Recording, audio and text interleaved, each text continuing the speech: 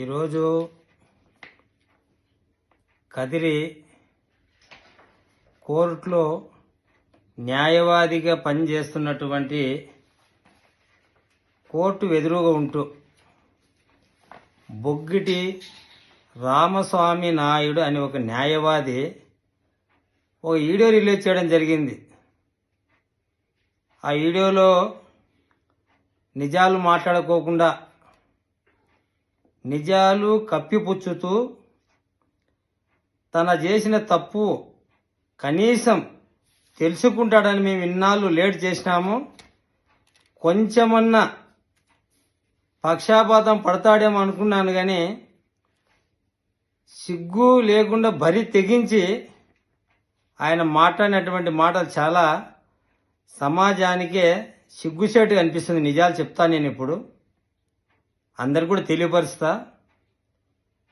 నువ్వు చేసినటువంటి గణికారం ఏమిటో, నీవు నిజాయితీ పరుడు అంటున్నావు కదా, నీ నిజాయితీ ఏమిటో మొత్తం కూడా నేను ఇప్పుడు వివరిస్తా ప్రజలకు. ఎందుకంటే చాలామంది అమాయకులు చదువుకున్న మేధావులు అయింది కూడా నీ మాటలు నమ్మి సాటి న్యాయవాదులను పక్కదారి పట్టించి నీ స్వలాభము కోసము మాకు 30 లక్షల రూపాయలు డబ్బులు ఎగరగొట్టడం కోసము ఆ 30 లక్షల రూపాయల్లో నీకు సపోర్ట్ చేసినటువంటి వాళ్ళకు ఒక టీ కూడా తాపించిండవు నువ్వు. అలాంటి దుర్మార్గమైన ఆలోచన ఉన్నటువంటి వ్యక్తివి రామస్వామి నాయుడు గారు. వాళ్ళకు తెలియక పాపం నిజమేనేమని నమ్మినారు. కానీ వాళ్ళకు కూడా నీ న్యాయవాదులు అందరూ కూడా మీరు న్యాయం చేసే వాళ్లకు మరి ఒకసారి న్యాయవాదులు అందరూ కూడా నీ చేతులకి ముక్కి చెప్తున్నాను, నమస్కరించి మళ్ళీ ఒకసారి చెప్తున్నాను. ఎందుకంటే మాకు చేసిన అన్యాయం ఒక న్యాయ వ్యవస్థకే మచ్చ తెచ్చే విధంగా రామస్వామి నాయుడు గారు, వరప్రసాద్ గారు ఇద్దరు న్యాయవాదులు అయ్యిండి కూడా అలాంటి నీచమైన తప్పుడు అగ్రిమెంట్ రాపిచ్చి లేని భూమిని మాకు అమ్మి 30 లక్షల రూపాయలు తీసుకున్నాడు. నిన్న నేను అడిగినటువంటిది తప్పు ఏం కనిపిస్తుంది కానీ ఇక్కడ నీట్గా రాశారు. బొగ్గిటి రామస్వామి గారు ఆధార్ కార్డు మెన్షన్ చేసి వాటిలో ఉన్నటువంటి విషయాలన్నీ కూడా ఇక్కడ రాశారు బాగా. దీంట్లో మేము 20 లక్షల రూపాయలు మీకు క్యాష్ ఇస్తూ, అదేవిధంగా ఇక్కడ చూడొచ్చు బాగా నీట్గా చూడండి, చెక్కు నెంబర్ చూడండి బాగా. కదిరి అనంతర గ్రామీణ బ్యాంకు తలుపుల గంగాధరు పేరు మీదటువంటి చెక్కు నెంబరు 577776577777 ద్వారా 10 లక్షల రూపాయలు. బాగా చూడొచ్చు, న్యాయవాదులు గౌరవమైన వాళ్ళందరూ కూడా చూడాలి, ప్రజలు కూడా చూడాలి. ఇంత డబ్బును నువ్వు డ్రా చేసి దీన్ని కప్పుపెట్టి మా దగ్గర 30 లక్షల రూపాయలు డబ్బులు తీసుకొని అగ్రిమెంట్ రాయించావు. అది కూడా నాకు నేనేం చేయలేదు, నేను ఏం ఎరగని అంటున్నావు. ఇక్కడ చూడండి బాగా సర్వే నెంబర్ మొత్తం రాశాడు. 245 1B1లో 6 ఎకరాల 46 సెంట్లు పైకి 2 ఎకరాల 87 సెంట్లు ఎకరాలు. ఇలా పెద్దలు మరి ఎవరు సంపాదించినారో ఈయన మాత్రం తన సొంతంగా మిసం వెళ్ళేసి మాకు అమ్మడం జరిగింది. 1,15,00,000 రూపాయలకు అమ్మి 20 లక్షల రూపాయలు నువ్వు నగదుగా తీసుకొని నువ్వు అదే విధంగా ఎవరైతే నీ పక్కన ఉన్నటువంటి ఇంకొక పెద్ద మనిషి, చాలా పెద్ద మనిషి, ఆయన నిజాలు మాట్లాడతాడు పాపం. వరప్రసాద్ అని ఒక న్యాయవాది, న్యాయమైన పెద్ద మనిషి. ఆయన కూడా నేనున్నాను గంగాధర, నేనున్నాను జయ, మీ డబ్బులు ఎక్కడ బావు, నా చేతికి ఇవ్వండి, ఈయన పక్కనే ఉండేసి 10 లక్షల రూపాయలు చెక్కు ఇవ్వండి, ఆ చెక్కుతో డ్రా చేసుకుని చెప్తే మేము నమ్మాం, న్యాయవాదులు కదా, వీళ్ళ దగ్గర చాలా న్యాయం ఉంటుంది కదా అని నమ్మి ఇచ్చాం.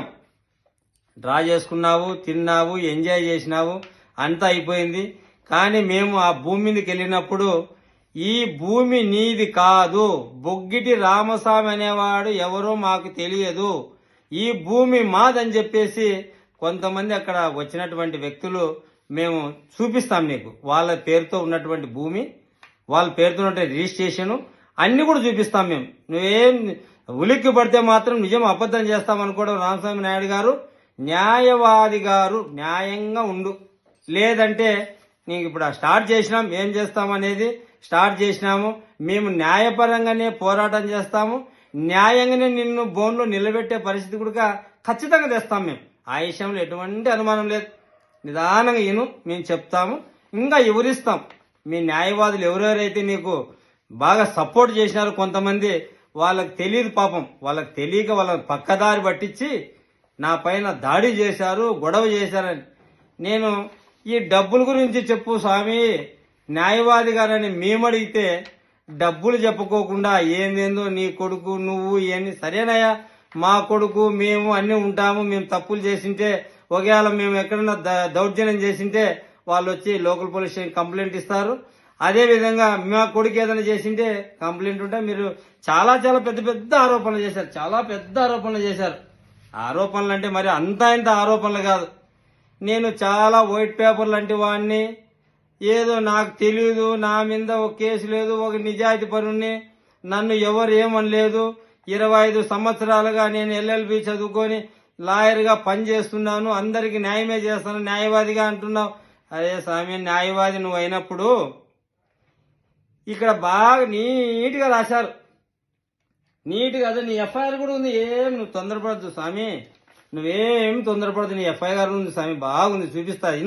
ఇంకా కూడా చూపిస్తా. నేను మీకు ఎప్పుడు ఎఫ్ఐఆర్ అయిందనేది కూడా చెప్తా, నీ క్రైమ్ నెంబర్ కూడా చెప్తా. నేను 121/2006 సంవత్సరంలో ఎక్కడ, కర్ణాటక రాష్ట్రంలో కోలారు జిల్లాలో ఊర్లో నీ పైన ఏం చిన్న కేసు కాలే, ఏం చెప్తా, చెంతకటకటకటగా మాట్లాడేస్తాను. మేము చెప్తాను, వినండి న్యాయవాది గారు వినండి, మేము చెప్తాం కదా, మీరు చెప్తాను కదా. నేను బెంగళూరు పోయినాను, ఆహా ఎంత మంచి డైలాగ్. తప్పు చెప్పడంలో నేను మించినోడే లేడనుకో, దాన్ని మేము ఒప్పుకుంటాం. అబద్ధాలు చెప్పడంలో అబద్ధాలకు ఆ రాష్ట్ర అధ్యక్షుడు కూడా చేయొచ్చు స్వామి, నిన్ను మాకు అట్లా అనిపిస్తుంది. కాకపోతే ఎవరో మేము బెంగళూరు నుంచి కోలారు పోయి, కోలారు నుంచి ఎక్కడ పోయి వస్తాడో మళ్ళీ కదిరికి నాకైతే తెలియదు. డైరెక్ట్గా బాగేపల్లి నుంచి ఒక దారి ఉంది, చింతమంటి ఒక దారి, మరి కోలారికి ఎందుకు పోయినాడు పోతే సరే, అది కూడా మేము ఒప్పుకుంటాం, నువ్వు చెప్పింది కరెక్టేలే. మరి గలాట ఏదో చిన్న గలాట జరుగుతుంటే మీ మీద అనుమానం వచ్చింది. అనుమానం వస్తే ఏం పని ఉందయ్యా మీకు, మీరు గొడవ చేసి వచ్చినారంటారు. నీకు న్యాయవాది అంటాను, ఆ మాత్రం నీకు తెలియదా ఏం కేసులు పెడతారని? కరెక్ట్ చూసుకోండి, ఇక్కడ కరెక్ట్గా బాగా చూసుకో. 2006లో నీ మీద ఉన్నటువంటి సెక్షన్లు ఏంటివనేటివి. దొంగతనం కేసు, నువ్వు ఏం కేసు చేశావంటే డకాయిటీ కేసు. డకాయిటీ కేసు ఇక్కడ చూడు, బాగా చూడు, క్రైమ్ నెంబర్ బాగా చూడు, డకాయిటీ కేసు. ఈ సెక్షన్ న్యాయవాది వైండ్ కూడా ఆ మాత్రం తెలుసా సార్ నీకు? నేను చదువుకున్న LLB అంటాను కదా, ఈ సెక్షన్లు ఏంటికేస్తారు పోలీసులు వాళ్ళు పాపం, వాళ్ళకేమన్నా నీ మీద కొత్త వ్యక్తి పైన ఇలాంటి సెక్షన్లు పెట్టిన అవసరం, డకాయిటీ కేసు పెట్టడం అవసరమా? గ్యాంగ్ డకాయిట్ ఏమి సెక్షన్లు 399/93 ఇది దేనికోసం సార్? ఇది 399 సెక్షన్, 399 సెక్షన్ సార్. న్యాయవాది గారు ఒకసారి చెప్పండి ఏందో చూడండి బాగా. 399 డకాయిటీ కేసు సార్. ఇవాళ నేను 5వ తరగతి అన్నావు కదా, ఒప్పుకుంటాలే, దానికే సంబంధం ఉంది. చదువుగారు ముఖ్యం, సంస్కారం ముఖ్యం. నేను 10 పాస్ అయినా, అది పాపం సార్కి తెలియదేమో. నీకు సర్టిఫికెట్లు కూడా నేను చూపిస్తాలే, టైం వస్తుంది, టైం పెడతాను, ఏడబెట్టలో పెట్టి చూపిస్తాను. ఆ సర్టిఫికెట్ కూడా 10th పాస్ అయ్యేది కూడా చూపిస్తాను నీకు. అదే విధంగా మళ్ళీ చూడండి, ఇంకో సెక్షన్ కూడా ఉంది కదా పక్కనే, 400. ఏ సెక్షన్ వస్తుంది సార్ దీనికి? ఏం తప్పు చేసి వస్తుంది సారు? న్యాయవాది రామస్వామి సారు చెప్పు సారు. 400 సెక్షన్ దేనికి వస్తుంది సారు? గ్యాంగ్ డకాయిటీకి వస్తుంది సార్. మరి న్యాయవాది ఆ మాత్రం తెలియదు సార్ నీకు? వినాలా సార్, నువ్వు బాగా వినాలా. ఇంకా చెప్తాను. దీంట్లో ఊరికి అట్లా వచ్చాను, ఇట్లా కేసు పెట్టారు, ఇట్లా కొట్టేశారు అంటున్నావు. నువ్వు దొంగవు కాబట్టి మాకు మోసం చేశామని మేము పక్కన నమ్ముతున్నాం. నీకు కూడా తెలుసు నేను దొంగనే, నీకు కూడా తెలుసు. ఎందుకంటే అట్లా పోయి ఇట్లా వచ్చిన అంటాను. ఎప్పుడు సార్ ఈ కేసు పెట్టింది? 2006లో నీ పైన కేసు పెడితే దాదాపు 9 సంవత్సరాలు తల వంచి నువ్వు వేసుకుంటే కోర్టుకు సిగ్గుపోయే విధంగా చేసి, ఆ కోర్టుకు నువ్వు కోర్టుకు వేసుకున్నావు, న్యాయవాదుల్లో కోర్టు వేసుకున్నావు, కోర్టులో న్యాయం చేయాల్సిన బాగా గట్టిగా నిలబడాల్సి నువ్వు కిందికి తల వంచుకున్నావు. 9 సంవత్సరాలు సార్, 9 సంవత్సరాలు నువ్వు అక్కడ కోర్టులో తల వంచి లాస్ట్కి ఏదో విధంగా కేసు అయితే కొట్టేశారు. ఎప్పుడు 2006లో కేసు అయితే నీ కొట్టేసినది ఎప్పుడు కేసు 2015లో. ఎంచుకోండి, లెక్కలు వచ్చు కదా సార్ నీకు, ఎన్నేళ్ళు పోయినావు కోర్టుకు, ఎంచుకోండి సార్, అట్లా కూడా ఎంచుకో సార్. ఆ విధంగా నీకు ఇంకా ఉన్నాయి కేసులు, ఇంకా ఉన్నాయి, తర్వాత చెప్తా, తర్వాత మళ్ళీ మాట్లాడుకుందాం దాని గురించి. నీకేమేం కేసులు ఉన్నాయో ఎక్కడెక్కడ ఉన్నాయో తెస్తా. ఏం తొందరపడదు సారు, తొందరపడదు సారు, నువ్వు ఉండు. నాకేందో చెప్తాను కదా, నా మీద కేసులు ఉన్నాయని. నా మీద ఏం కేసులు ఉన్నాయో పోలీసులు చూస్తూ ఉంటారులే. కదిర్లోనే కదా నేను ఉండేది, కదిర్లోనే. నాకు బీజేపీతో సంబంధం కూడా లేదంటున్నావు. సరే, నువ్వే కదా మా పార్టీలో ఉండేది, నువ్వే కదా బీజేపీ పార్టీలో రాష్ట్ర లీడరు, జిల్లా లీడరు, నువ్వే కదా సారు. నువ్వు చెయ్యి, ఏ ఇబ్బంది ఏమి లేదు. నువ్వు బీజేపీ పార్టీలో ఉండావు, మేము బీజేపీ పార్టీలో లేము, నీకు అన్నీ తెలుసు. నేను పార్టీలో ఉన్నానా లేదా, కండ వేసుకున్నా లేదా. సరే, ఆ పార్టీలో అవన్నీ మనకు వద్దులేండి సారు, అవి వద్దులే, పక్కన పెడదాం. తర్వాత ఈ డబ్బుల గురించి 30 లక్షల గురించి చెప్పమని మేము అడిగితే ఏందేందో చెప్తున్నావు. ఈయన ఆడ సంపాదించినాడు, ఈడ సంపాదించినాడు. హే అమ్మ, నీకు కాదిలక్ష్మి నరసింహస్వామి టెండర్ల గురించి తెలుసా? న్యాయవాది గారు రామస్వామి, బొగ్గిటి రామస్వామి నాయుడు గారు టెండర్ల గురించి తెలుసా నీకు? నేను ఒకనే 10 ఏళ్ళు తీసుకుని అంటాను. అక్కడ పార్కింగ్ రమేష్ అని ఉంటాడు, ఒకసారి పోయిరాపాటికి పార్కింగ్ ఎన్నెళ్ళింటి తీసుకుంటాను రమేష్. అరే పోటీలు పడతా బాబు, పోటీలు పడి కాదిరి లక్ష్మీ నరసింహస్వామికి ఆదాయం వచ్చే విధంగా, లక్షల ఆదాయం వచ్చే విధంగా మేము అక్కడ పోటీలు పడి ఒకరికొకరు 75,000 ఉన్నటువంటి టెంకాయల అంగడి దాదాపు 30 లక్షల రూపాయలకు పాడి గుడి ముందర ఆ భగవంతుని నమ్ముకొని వ్యాపారం చేసినటువంటి వాళ్ళం. ఎట్లా సంపాదించినాడంటే దానికి నీకు అన్ని లెక్కలు చూపాలి. నువ్వేమి సిబిఐ కాదు, లేకపోతే ఆ ఇన్కమ్ ట్యాక్స్ అయితే కన్నా నీకు లెక్కలు చూపించాలి. మేము మా లెక్కలు ఇక్కడ సంపాదించినాం, ఇక్కడ పెట్టినాం, ఇది చేసినాం సార్ అని చెప్పినావు సార్. నువ్వు ఇన్కమ్ ట్యాక్స్ అయితే చెప్తాంలే, అది కూడా ఆ రోజు చెప్తాం నీకు కూడా. కానీ డబ్బులు 30 లక్షలు ఎగరగొట్టడానికి కేసులు పెట్టి మా మీద, నా దగ్గర ఉండదు, ఈడోని చూపిస్తా. వరప్రసాద్ అనే వ్యక్తి కోరుట్లో నుండి మీ ఇంటి దగ్గర తీసుకొచ్చినాను, నన్ను డబ్బులు ఇప్పిస్తాం రాండి అని. మేము వచ్చినాం, కానీ అక్కడ మేము దాడి చేసినామంటాను కదా, నేను కొట్టినట్లు నీ బిడ్డలను తీసుకొని, నీ భార్యను తీసుకొని నువ్వు నరసింహస్వామి గుడి ముందర స్నానం చేసి నేను నీ కుటుంబం ఇద్దరం కలిసి ప్రమాణం చేస్తాను. నేను ఒక్క గేటు కొట్టినా, నిన్ను ఒక్క మాట తిట్టినా, గలీసి మాట తిట్టినా. రాజకీయం చేసి ఎట్లోట్లు ఎగరగొట్టేస్తే అయిపోతుంది. 30 లక్షలు ఎంత ఈజీగా మిగిలిపోయింది నాకు.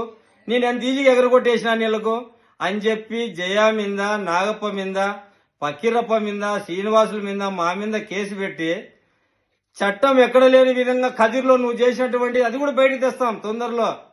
మేము బేలు పెట్టుకునేదానికి కూడా ఎవరు కూడా బేలు పెట్టకూడదని చెప్పేసి నువ్వు అక్కడ అందరిని కూడా భయపడించావులా? నేను భయపడించినానా? లాయర్లు నువ్వు భయపడించినావా? ఎవరు పెట్టినారు మాకు బేలు? కదిర్లోళ్ళు పెట్టినారా? ఎవరు పెట్టకపోతే వాళ్ళకి తెలియదు పాపం.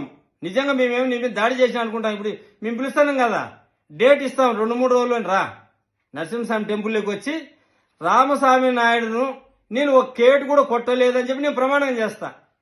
నన్ను గంగాధర కొట్టినాడు, నన్ను కొట్టినాడని చెప్పి నువ్వు నీ బిడ్డను తీసుకొచ్చి ప్రమాణం చెయ్యి. నేను ఒప్పుకుంటా, దాన్ని నువ్వేం శిక్ష చేసినా సరే ఒప్పుకుంటా. అప్పుడు నీకు దమ్ము ధైర్యం ఉంటే రా, నువ్వు వరప్రసాద్ ఇద్దరు రండి, ఇద్దరు వచ్చి నేను కొట్టినట్లు నిరూపించండి. ఆడ నేను కొట్టినట్టు నిరూపించండి. డబ్బులు ఎగరగొట్టడానికి పాపం ఎంత పన్నంగం పొందావో, ఎస్పీలను కలిశావు, అమాయకులైనటువంటి చాలా మంది న్యాయవాదులను రోడ్డు పైన కూర్చోబెట్టావు, ధర్నాలు చేశావు దాదాపు 20 రోజులు. నిజంగా మా తప్పు ఉంటే 20 రోజులు నువ్వు రోడ్డు మీద కూర్చోవలసిన అవసరం ఉండునా? పోలీసు వాళ్ళు పెట్టిందిరా, మమ్మల్ని బయట పెట్టిందిరా. నీ తప్పు ఉంది కాబట్టి లాస్ట్కు నీ పరిస్థితి చూడలేక ఎవరో ఇంకా పేర్లు చెప్పకూడదు కానీ ఎందుకు వాళ్ళు రామని మీరు ఎట్లో పోతే 10 రోజులు రిమాండ్ పోండి అంటే పోవాల్సి వచ్చింది. మా వాళ్ళు పోయినారు. పోయిన తర్వాత మీరు కూడా ఎవరిని కూడా బెయిల్ పెట్టద్దన్నారు, ఎవరు పెట్టలేదు. రాయచూటి నుండి పిలిపించి బెయిల్ పెట్టుకుని బయటకు వచ్చినాం. అయినా ఏమనుకున్నా అంటే భయపడినారు వీళ్ళు, నా ఏటుకు భయపడినారు. ఇప్పుడు డబ్బులు అడిగితే మళ్ళీ ఇంకా పూర్తిగా జైలు పోవాలా. ఇంకా నా కథ తెలియదు. నా న్యాయవాదులందరూ కూడా నా మాట వింటున్నారు. నేను ఎంతైనా చేస్తాను, నేను న్యాయవాదులు కాబట్టి నా మాట అందరూ వింటారు. ఇక్కడ ఉన్నటువంటి పెద్దలు అందరికీ నేను ఒప్పిస్తా మెప్పిస్తా, ఈ తప్పుడు మాటలు చెప్తా, నా మాటలు నమ్ముతా, నీ మాటలు నమ్మనేలే. మేమందరినీ కలుస్తాం.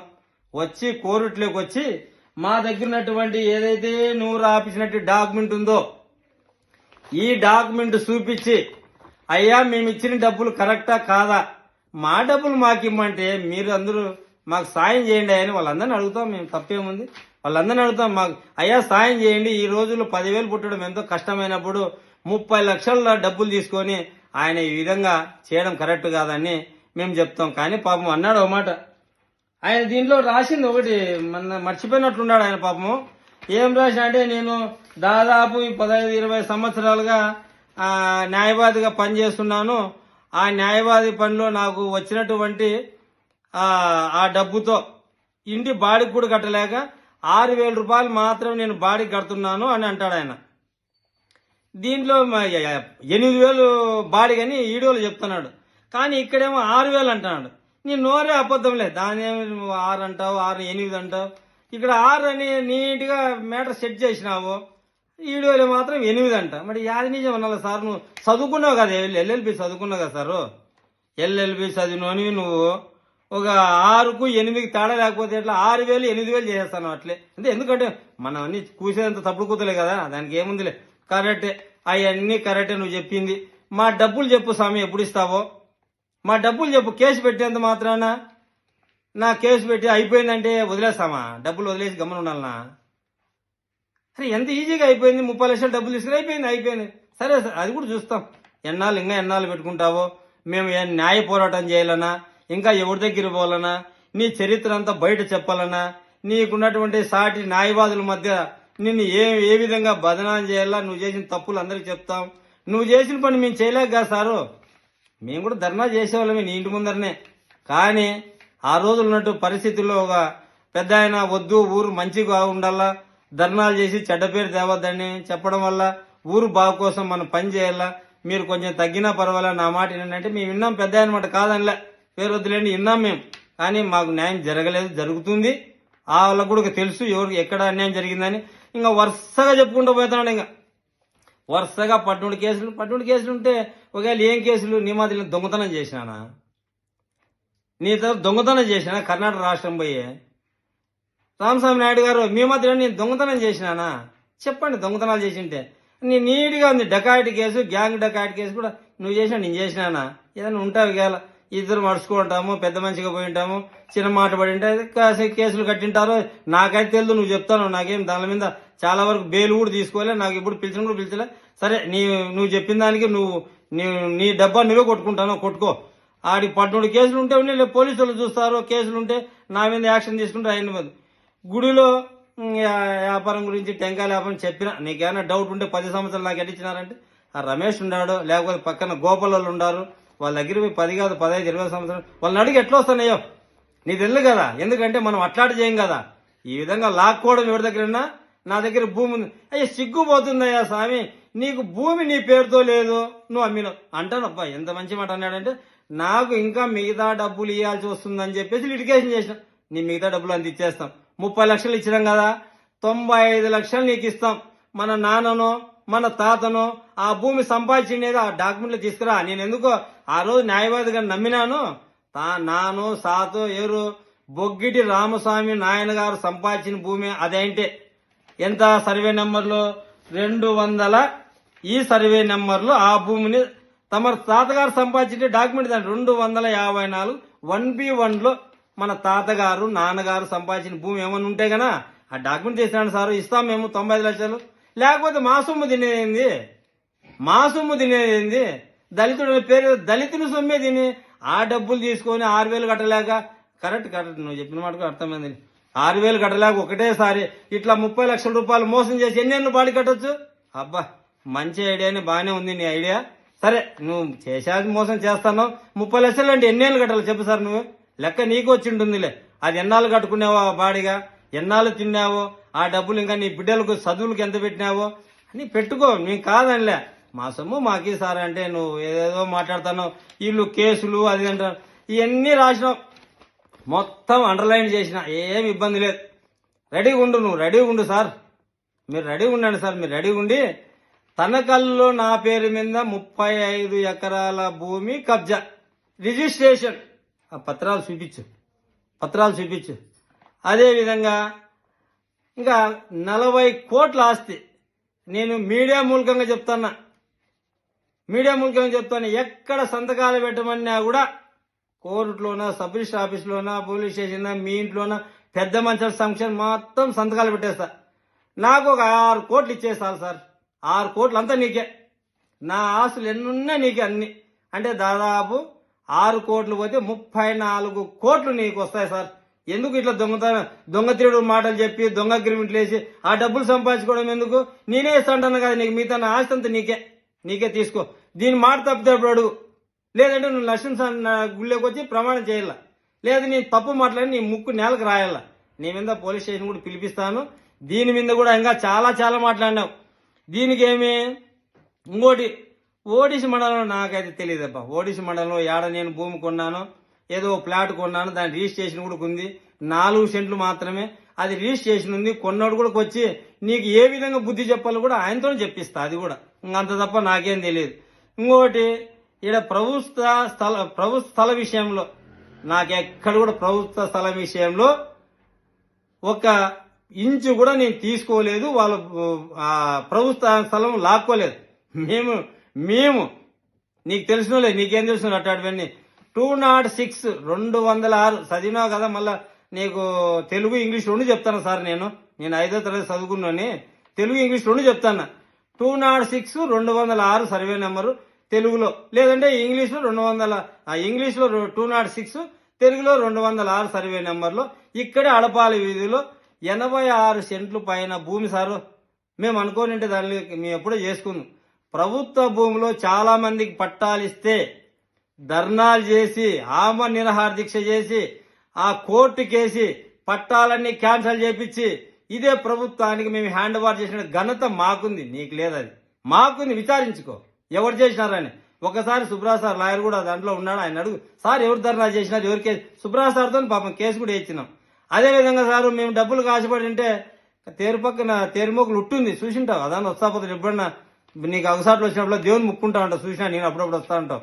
ఆ తేరుమోకులు ఉట్టని దానికి కూడా ఒక ముస్లిమ్స్ అమ్మితే పక్కన ఆయన కొనుక్కుంటే అన్న ఇది కరెక్ట్ కాదని చెప్పి వాళ్ళు షట్టర్ లేను పెరికేను, గోడ లేను పెరికేను, లాస్ట్ తట్టుకోలేక అది కూడా గుడికి రాచినాం సార్. మేము రూపాయి తీసుకోలే.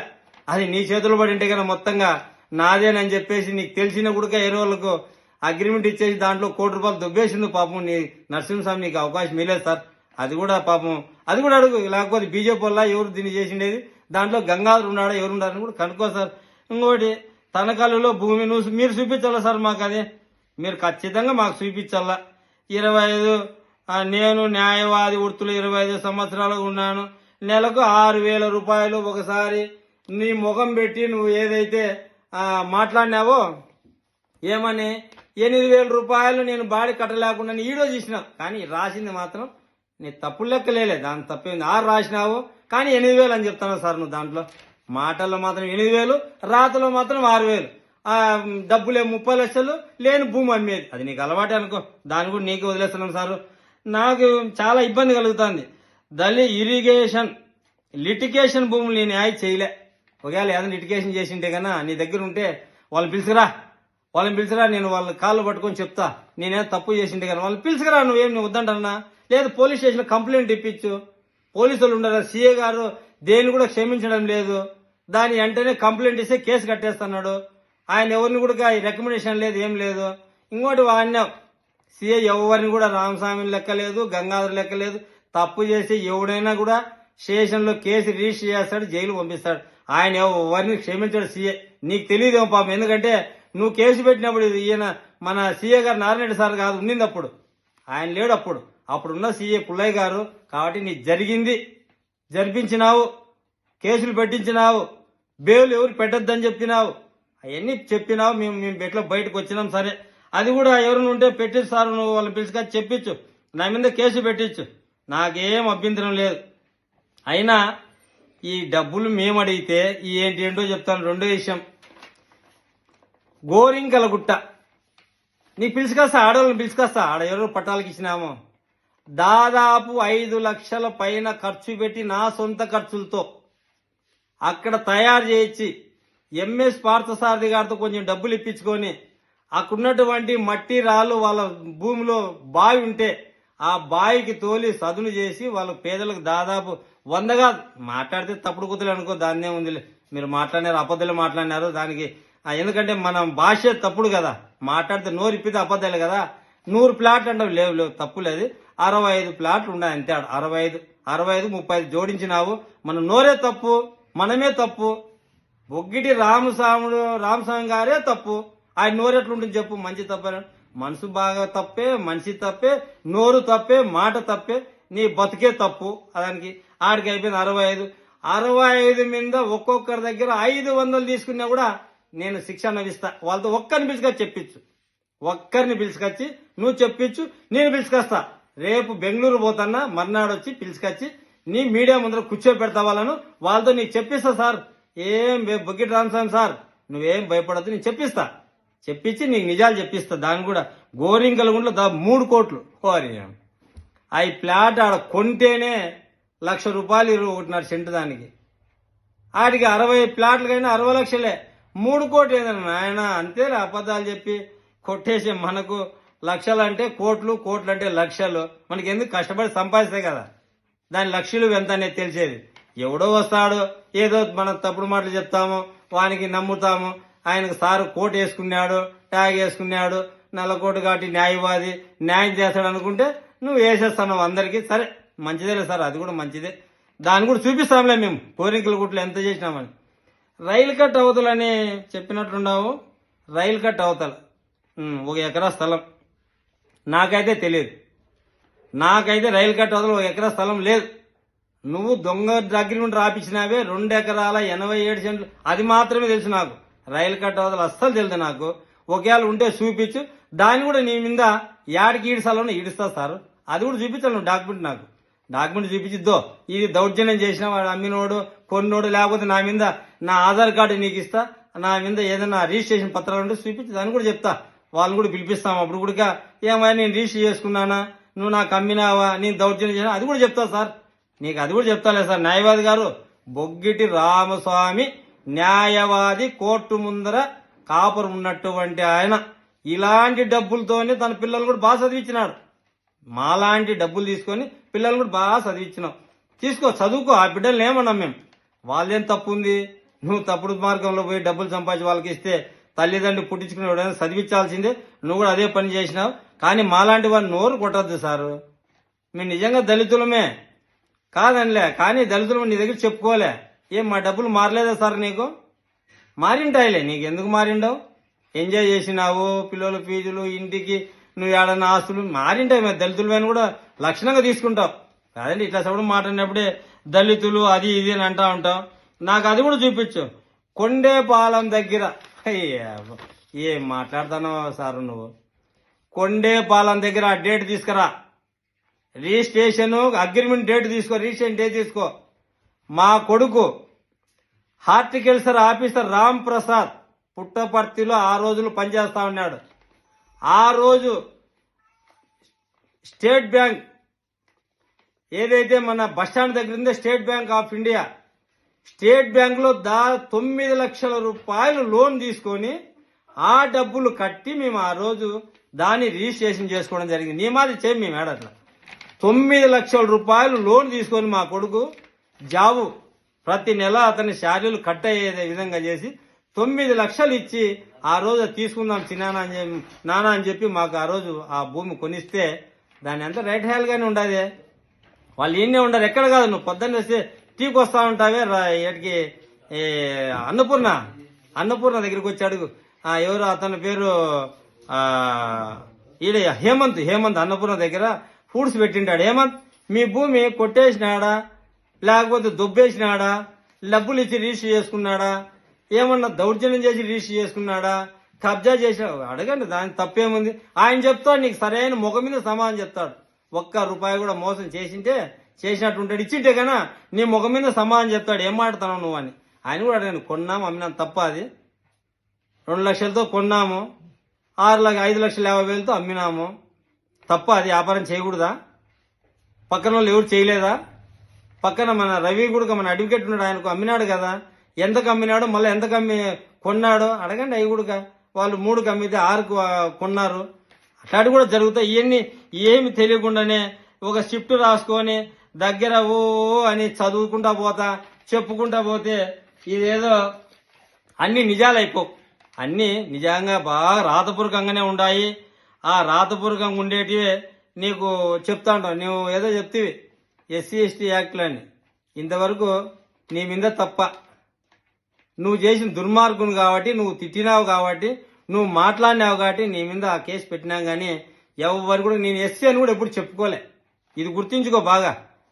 నేను ఎస్సీ అని కూడా ఎవరు చెప్పుకోను. ఎందుకంటే నాకేం కర్మ. ఇంకా ఈ పోయినంత కాలం ఎస్సీ యాక్ట్ గురించి దాని గురించి మాట్లాడే మనసు చంపుకొని నువ్వు చేసినటువంటి పనికి డబ్బులు తీసుకొని మోసం చేసి కేసులు పెట్టి ఇబ్బందులు పాలు చేస్తేనే నీ మీద బొగ్గిటి రామస్వామి నాయుడు గారి పైన ఆ రోజు నువ్వు, మీ భార్య వరప్రసాద్ అందరూ వేకతాటి పైన నాకు మాటలతో చాలా ఇబ్బంది పెట్టారని చెప్పేసి ఆ రోజు కేసు పెట్టినాం. కానీ లేకపోతే మేము కూడా ఆ కేసు పెట్టేవాళ్ళం కాదు. మీరు ఇస్తామని అంటే కూడా మేము గమ్మని వచ్చేవాళ్ళం. నువ్వు కొట్టినావంటాను కదా, దా రామస్వామి నాయుడు ఇది గుడి దగ్గరికి వచ్చి ప్రమాణం చేస్తాను, నేను కొట్టినానేమో, నేను తిట్టినానేమో. సరే అన్నీ చేసినంత చేసేసినావు. ఇప్పుడేమంటావంటే నేను చాలా నిజాయితీ పరుని, నేను చాలా మంచోడిని, నేను కష్టపడి పైకి వచ్చినోడిని, పైకి కూడా రాలే, కిందికి పోయినాను, నాకు జరిగేది కష్టము. ఇట్లా 30 లక్షలు 50 లక్షలు వస్తే దొబ్బేసి వాళ్ళను ముంచేస్తా, నేను చాలా మంచోని అంటున్నావు. కాబట్టి దీని అన్నిటిపైన నువ్వు ఏమేమి అభియోగాలు మోపినావో నా పైన, నా కొడుకు పైన ఏమేమి అభియోగాలు మోపినావో ఏం మాట్లాడుతున్నావు? నీ కొడుకు గంజాయి చేసినాడు, గంజాయి వ్యాపారం చేసినాడు, గంజాయి వాళ్ళు నీ కొడుకు పేరు చెప్పితేనే పోలీసులతో ఇన్ఫ్లుయెన్స్ ఉపయోగించి నువ్వు బయట వేసుకున్నావంటాను. సరే అది కూడా అడుగుదాం పోలీసులను. సార్ నా కొడుకు పేరు ఎవరైనా చెప్పింటే నా రాజకీయ పలుకుబడికి మీరు భయపడి మీరు ఏదో నా కొడుకుని వదిలేసినారంట అని ఆయన దగ్గర కూడా నేను మాట్లాడతాను. ఏమన్నాడు మాట్లాడతాను, బెంగళూరు పోతున్నా, ఆయనతో కూడా రిటర్న్లు కంగిస్తా. పోనీ ఆయన నాకు భయపడి మా మాటిని మాకు అంతా చేసేటట్టుగా అయితే నా కొడుకు పైన రౌడీ షీటర్ ఎందుకు చెప్తే కదా, రౌడీ షీటర్ కట్టినాడు నీ కొడుకు మీద, అదేమన్నా పెద్ద అవార్డు అనుకుంటాను అండి. మనకి అంత పెద్ద కేసు, నా మాటిని సీఏ అయితే, నాకు అంత సహకరించే సీఏ అయితే మరి ఆ సార్ ఎందుకు రౌడీ షీటర్ కడతారు సార్? నువ్వు చెప్పు సార్, నువ్వు చెప్పు పోనీ, నీకు తెలుసు కదా. రౌడీ షీటర్ ఓపెన్ చేసినట్టు ఎవరికి భయపడాడు, ఎవడు చెప్పినా ఈనాడు సీఏ గారు తప్పు చేస్తే ఖచ్చితంగా జైలు పోవాల్సిందని అంటాడు. కాబట్టి ఆయన ఆ రోజు పిల్లలు రౌడీ షీట్ ఓపెన్ చేసిన, రౌడీ షీట్ అంటే న్యాయవాది కదా, నాకు తెలిసి, నాకు చదువు తక్కువ ఉన్నా కూడా నాకున్న అవగాహన చెప్తా నేను. పిల్లలు ఏదన్నా గొడవలు పడి బజార్లో ఇది పిల్లలతో పోతా తిరుగుతూ ఉంటే వీళ్ళని కంట్రోల్ చేయాలంటే షీట్ ఓపెన్ చేస్తే 1 సంవత్సరం వరకు వాళ్ళు భయపడి కంట్రోల్ ఉండి వాళ్ళ ప్రాణానికి మానానికి సమాజానికి మంచి జరుగుతుంది. ఊర్లో ఇట్లా గ్యాంగులు పిల్లలు తిరిగేది ఉండదు, కొంచెం భయంగా ఉంటారని చెప్పి రౌడీ షీటర్ కట్టింటారు. అది నువ్వేదో దేశద్రోహం కేసు అనుకుంటే ఎట్లా రామస్వామి